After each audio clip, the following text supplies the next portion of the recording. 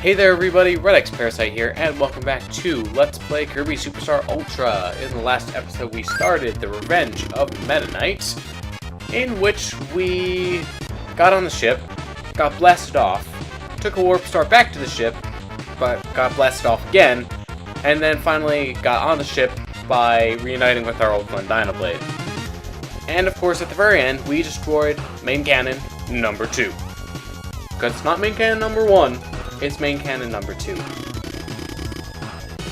Well, I'm assuming if it was destroyed, you wouldn't be able to use it. Inconceivable! But now apparently we're heading for the left wing. I'd like to point something out, but I'm going to wait until the dialogue finishes. Ooh, they're trying to keep me away from the left wing. Something those are going to be unsuccessful. So you'll notice that the halberd actually has a health bar in the bottom right, and you can see where we are on the ship at any given time, just from the map in the bottom right corner. So I think that's pretty nifty. It's really not necessary that you really look at it. You can just kind of go through the levels and not really pay much attention to it, but it's a nice little touch that I think kind of just makes the sub-game. It's really weird, like, referring to all of these as sub-games. Because you're used to just talking about games in general. It's like, this game has such a weird format, but it works. It just works. So now we'll have Mr. Frosty. I don't know if I ever really knew his name, or cared to look. But now you know. I think I'm actually going to steal his power-up, because Ice is one of those ones that's just kind of useful. Because it has good aerial attacks, good ground attacks, and has fairly good mobility. I mean, it has the added bonus of being really flashy, because you can skate, because that's what happens when you run, you skate with it. So we just destroyed the left wing. Boom. And you can see the health bar actually just dropped there for the thing. Damage to 74% of the wing. 74%. They're just making up numbers. Just making up numbers. No, really, you lost a wing and you started to lose stability. Oh, thank you, Captain Obvious. And so now, can we go through this door, please? Yes. Now we're inside. This is the cabin? This is what the cabin looks like? This is a terrible cabin. Oops. Apparently I'm not holding on to ice there. Okay, I'm moving through the ducts. That makes a little bit more sense. They just referred to it as the cabin, and it seemed a little... kind of what? Right, so apparently Cutter is actually a good one to have here. I kind of wanted that, actually. Can I respawn him? Yes, I can. Ah, the glory of knowing how video games work and how they spawn enemies, and abusing them as a result. So here is a very stressful section. At least it's probably the most stressful section of this entire sub-game, because you have auto-scrolling, plus you have heavy lobster chasing you. This is one of those places where it can actually be pretty easy to get yourself trapped, just because you have to destroy all these blocks to progress. And, you know, plus they make it kind of like a maze, where you have to find the right direction to go, and then react and take it. And they're getting sad that their ship is being destroyed, which is kind of understandable, but at the same time, I'm the one destroying their ship. I almost said strip. No, I totally did not just say that. Ignore me. I did not say anything of the kind. I'm not about to. But here we finally get to actually hype. I'm just so good at speaking today. Fight Heavy Lobster. And he can breathe fire from his claws. That totally makes sense. He can also spawn when he bursts the pin. And other than that, though, his attacks kind of focus around running into you, basically. Just moving around and hitting you with his body. But other than that, he's not really too challenging. He's a pretty nice boss, though. I mean, I really like how much variety there are in the bosses in this game.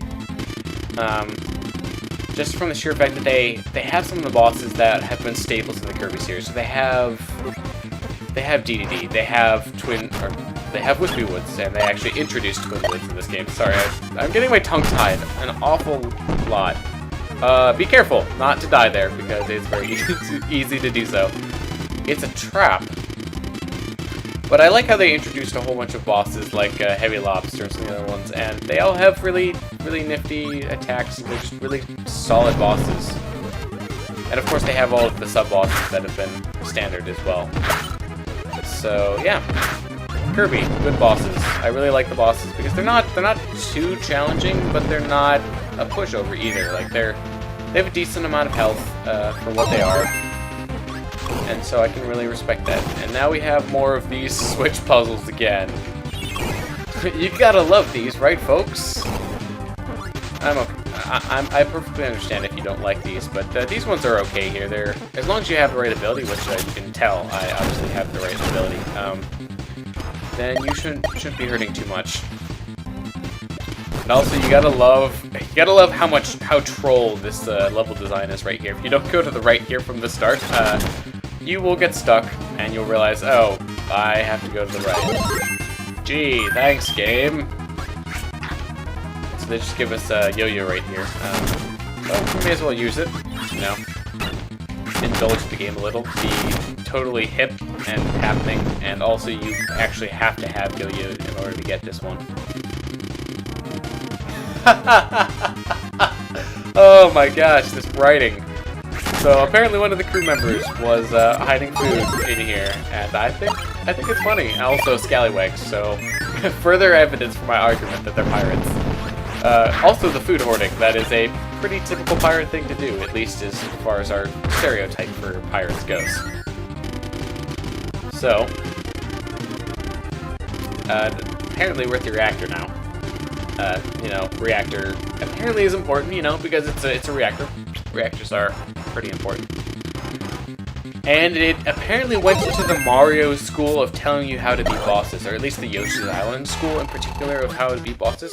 So what you want to do is you really just want to, okay, partner, you're gonna need to go and die, I'm pretty sure. So you can't actually directly damage the boss, as it probably told you. So what you're gonna need to do is get this laser that this thing fires at you to aim at the boss. And it, of course, missed. Actually, a partner is a really bad thing to have in this section because, as you can probably tell, wow, I just barely dodged that. That was like all reaction. Oops. Hopefully, yeah, that'll hit the boss. And so, the best strategy, really, is just sit up here and you can just drop bombs and it will damage this thing, which you can eventually destroy, as you can see I just did there. And, yeah, basically all you have to do is just stand here and direct the laser at the boss. You will have to be cognizant of where the thing comes down in order to position yourself.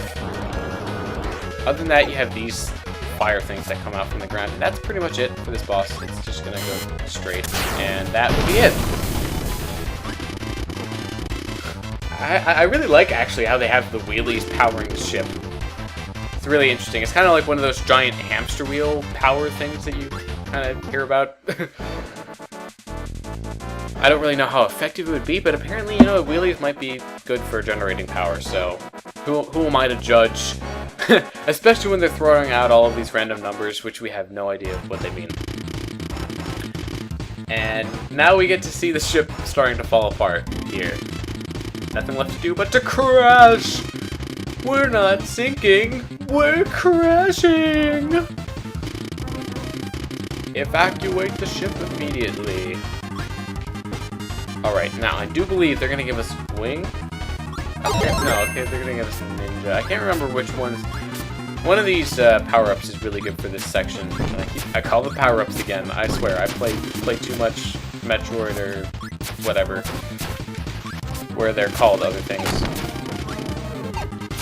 And now we get to see Meta Knight being all captain-y and going down with his ship. Oh boy, oh boy! I got crushed by the screen. Okay, ninja, apparently not a very good one. I think I'm gonna go with cutter this time. Because I have blades of death that are really, really awesome. And death creating. I'm kind of bad at making things sound threatening, aren't I? I'm gonna ignore that food, it's not worth it. That's what got me killed last time. We should finish all Kirby, then escape together. It's like they think I'm not a main character or something. Okay, come on, get out of my way. Get out of the way. Oh my god, oh my god! Auto-scrolling! That's why auto-scrolling sucks. And apparently I got 2 Maxim tomatoes? Or I'm blind. I might be blind.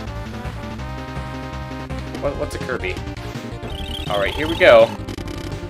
We finally get to face the guys that we've been hearing talking for so long. I think it's kind of cool that you actually get to, like, fight the people.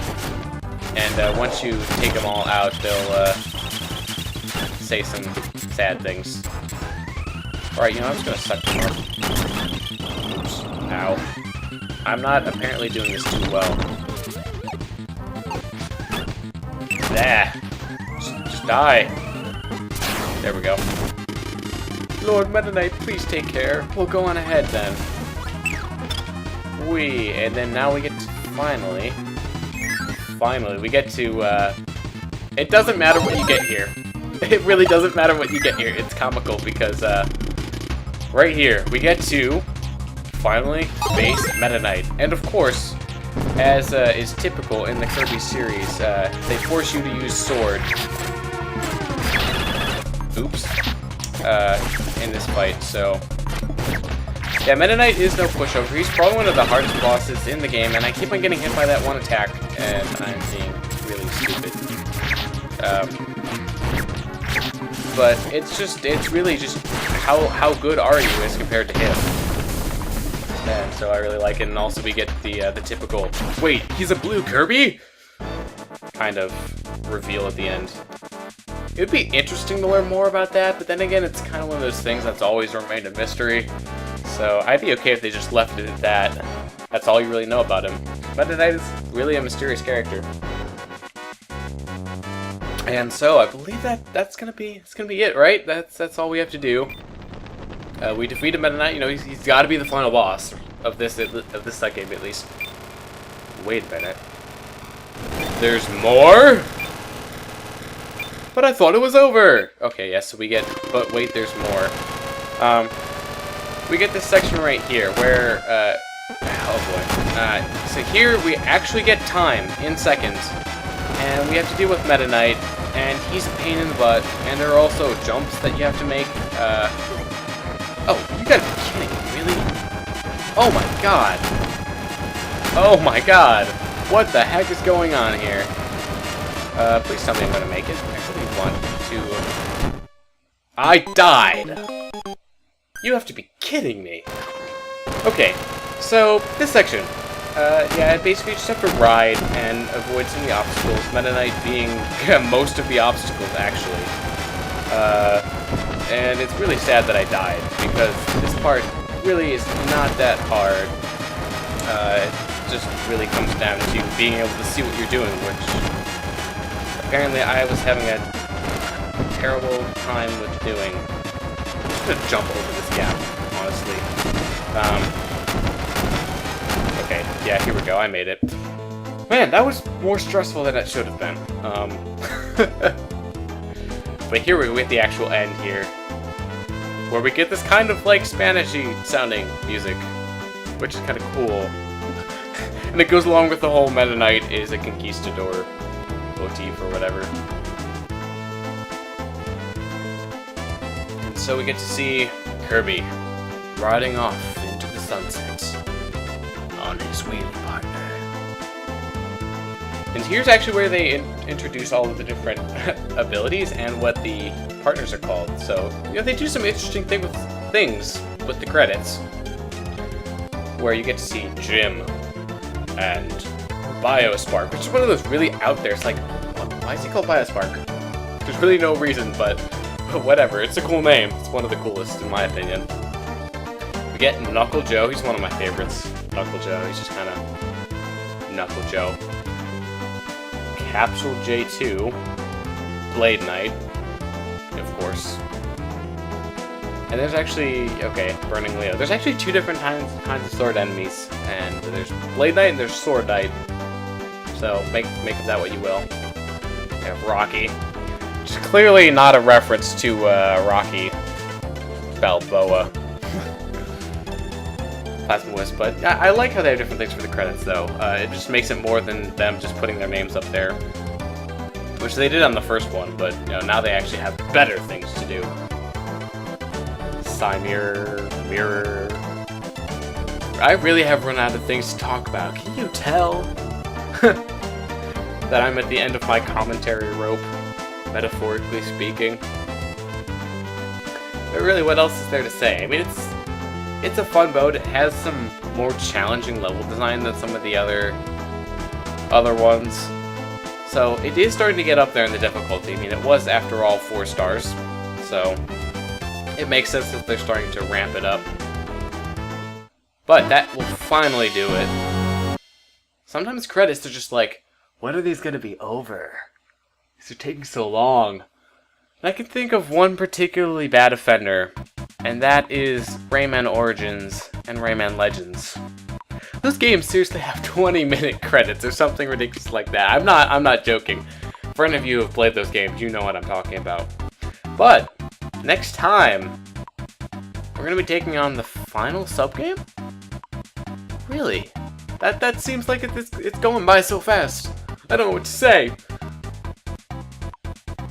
Okay, but anyways, thank you for watching this episode of Kirby Superstar Ultra.